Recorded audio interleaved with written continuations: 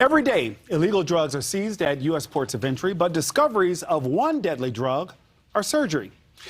We're talking about fentanyl. Just a tiny amount of the drug can cause someone to overdose or die. Allie Bradley is live in Yuma, Arizona. And Allie, do we know how much fentanyl is coming into the United States right now? Yeah, Nick, we know how much fentanyl is being seized, but the bigger issue is that there's a lot of drugs coming in that we don't know about. And one of those reasons is, take a look behind me here. This massive group just showed up here in Yuma, and there are several Border Patrol agents here that have been pulled from the field to do processing and transport instead. So they're not able to catch some of those drugs coming in, some of those human trafficking smugglers coming in as well. So the other concern here is that the drugs right now that we're seizing, that we're seeing being seized, mimic the appearance of candy, and that might be targeting a new demographic. This is not an Arizona problem. It's not a Texas problem. This is an America problem, and it's affecting Americans across this country. With fentanyl seizures up more than 200% over the last year, the push to secure the border is getting stronger. Arizona Governor Ducey is currently working on closing 5 major crossing points along the Yuma border using double-stack shipping containers and concertina wire, which is being paid for out of the state's Border Security Fund. In the neighboring Tucson sector, over just 3 days, more than 370,000 fentanyl pills were seized in Nogales, many of them mimicking the appearance of candy.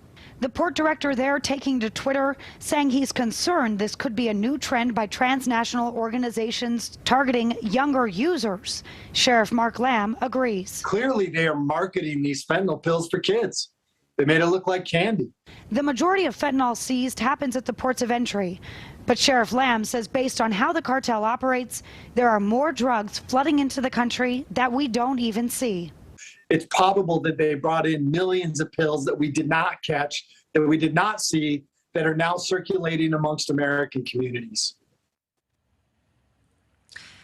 Yeah, so this area that you're looking at right here, I'm being told, is going to be deliberately left open. Not only does it run up against sovereign land, so the governor doesn't have authority to place shipping containers there, but it is kind of about efficiency. It's so that Border Patrol agents can be in one spot because they know they can't stop illegal immigration, but they're saying that that wall will help deter it and will help act as kind of a funnel, Nick. Allie, I cannot help but notice the crowd that you pointed to behind you when you opened your report. Can you tell us what that's all about and what you're seeing? Because you did say some agents had to be redirected to help process those people, correct?